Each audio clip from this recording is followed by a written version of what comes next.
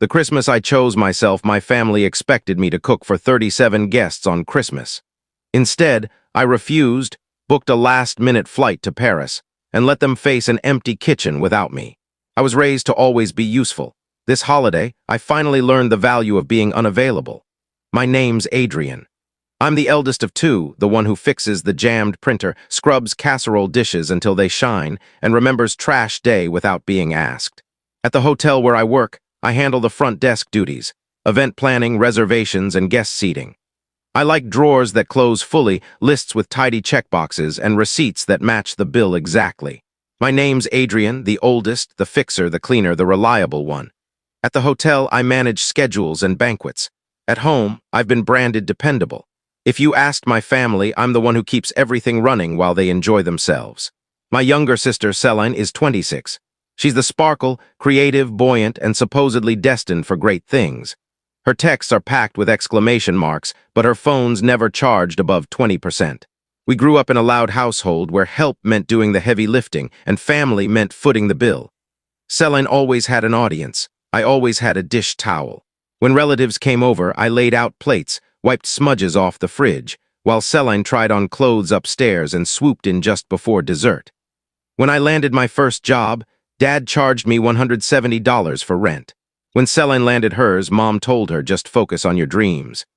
December is chaos at the hotel, office parties, charity banquets, and endless spreadsheets. My calendar was blocks of color with a break penciled in as a joke. But this year I circled December 26th. My day. I'd managed to hoard 3 consecutive PTO days and I wanted peace. A day to wake up without a list. One day before Christmas, I stopped at my parents' house with cookies from the hotel bakery. Mom was in the kitchen wearing one of my old sweatshirts. Dad had the football game muted on TV. Celine curled on the couch, scrolling on her phone. "Oh, perfect timing," Mom chimed in that chipper tone she uses when the plan's already decided. "Your sister's friends are spending Christmas here." "Just 37 people," I laughed, the kind of laugh that escapes by mistake. 37? Basically my entire creative circle, Celine said, still scrolling, plus a few extras. "Vibes," Mom hauled out the oversized roasting pan. "We'll do stations, grazing board, carving desserts, you'll make the timeline." "Me?" I asked, as though I were a guest in my own family. "Of course you," Dad replied without looking up. "You're good at this." Mom had already started listing. Chairs, extra ice, a vegetarian option, turkey, ham, salmon. Oh, check if your hotel can loan us servers. And Celine needs a mocktail bar, gluten-free too.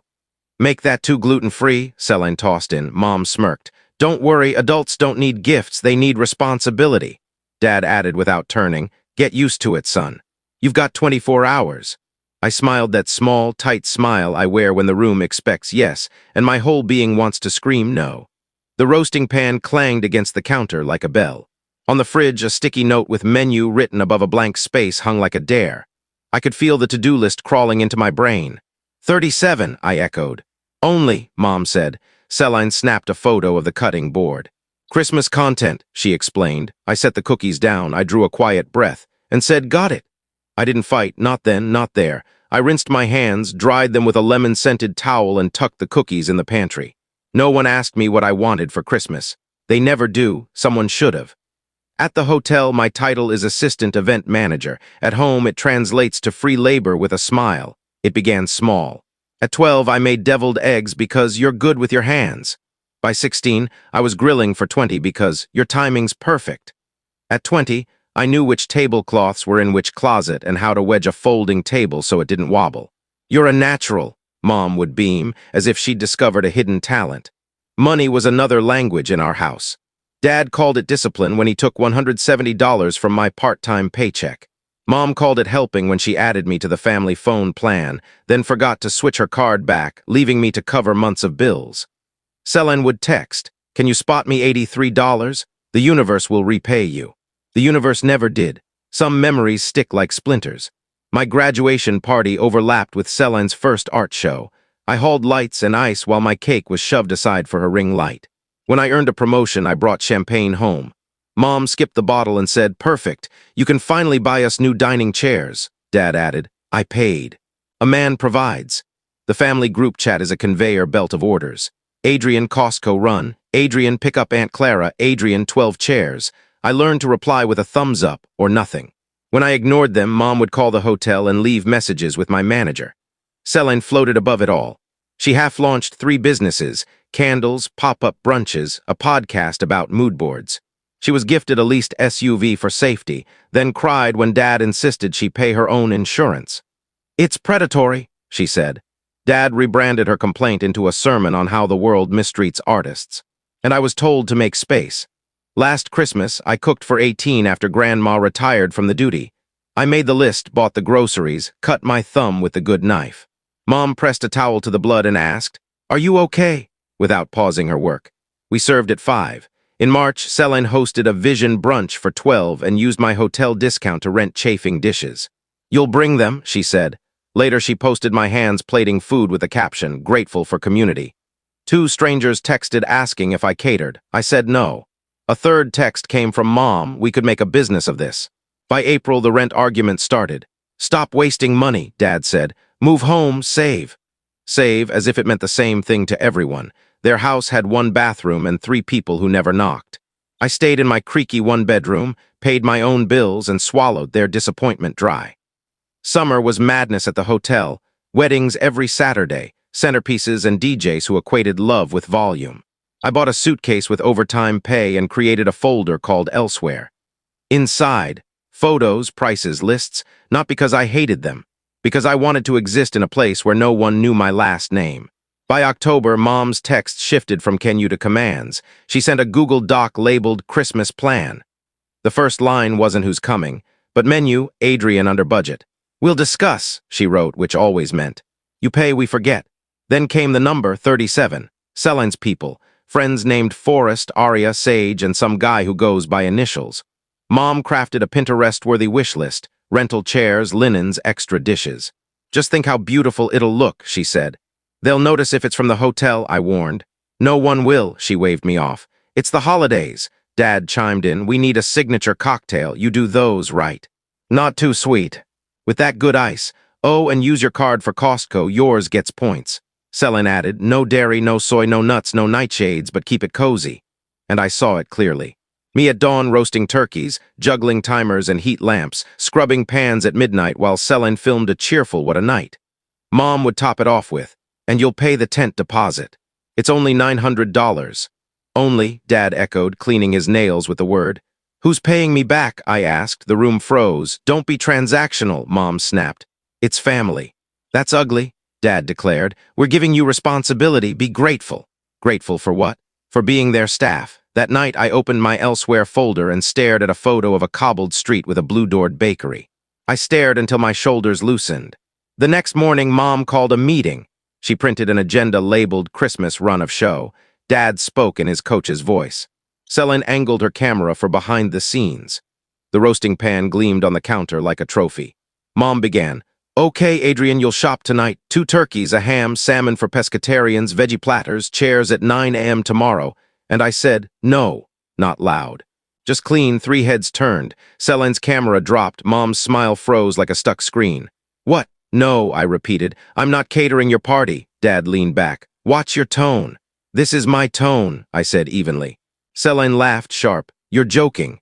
"I'm not," I answered. "I'm not your chef, not your wallet, not your rental account. I'm your son, her brother." "Sweetheart," Mom said, voice sticky. "We're family, we show up." "I have shown up," I replied. "For years with my hands, my money, my time." Dad's jaw clenched. "A man provides." "I know," I said. "I've heard it since I was 15. Here's what else: a man sets boundaries. And mine is this: no Christmas dinner for 37 of Celine's friends, no deposits, no borrowing hotel supplies, no risking my job for your party." "So what?" Celine snapped. "We just cancel." "You'll humiliate me?" "No," I said calmly. "You'll host with your own resources." "Adrian," Mom's voice hardened all edge now, "don't ruin Christmas." "I'm not ruining it. I'm refusing to be your unpaid staff." Dad slammed his palm on the table. Silverware rattled. "We will not be disrespected in our own house." I stood. "Then respect me in it." Mom played her last card. "After everything we've done for you?" "Yes," I said.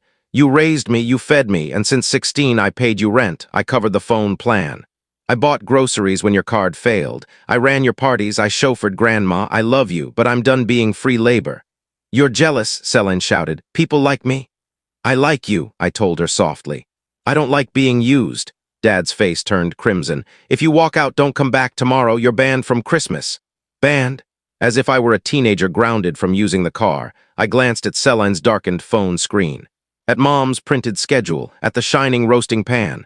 This isn't revenge, I said quietly. It's closure. They stared at me. My words sat heavy on the table like a glass nobody dared touch. What does that even mean? Selene demanded. It means I'm stepping away from the part you assigned me, I explained. You're free to be upset, you can host, you can cancel, but I'm not your solution anymore. Mom rose from her chair. If you walk out now, you're selfish. If I stay, I'm your servant, I answered, so I'll take selfish. Dad jabbed a finger toward the door. Go then. Okay, I said simply. I didn't slam a thing.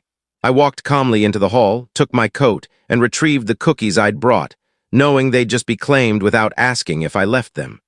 Selene muttered something sharp with my name in it, almost like a curse.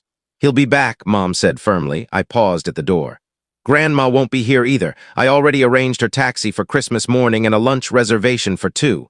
Two, Mom snapped. With who? With whoever chooses to join her, I replied. You're invited, Dad scoffed. We have guests. I know, I said and stepped outside into the cold. I closed the door quietly and switched my phone to airplane mode before I reached the driveway. The winter sky was a flat, pale blue that made everything look brutally honest. I sat in my car for a moment, watching my breath fog the glass. Leaving didn't feel like chaos this time. It felt like a door closing completely. No drama, no speeches, just finality. Back at my apartment, I opened my laptop and the folder I'd labeled elsewhere. Sitting at the top was an email from weeks ago. My round trip to Paris, red-eye leaving at 11:45 p.m. on Christmas Eve. Hotel already booked with points. I'd been saving for months, stashing tips, skipping lunches out, keeping it secret because I knew any good news would be dragged into the family group chat before it even belonged to me. I checked in. I chose a window seat. Printed my boarding pass because paper calms me. Then I turned my phone back on. 12 missed calls, 3 from Mom, 2 from Dad, 7 from Selene. Texts stacked in.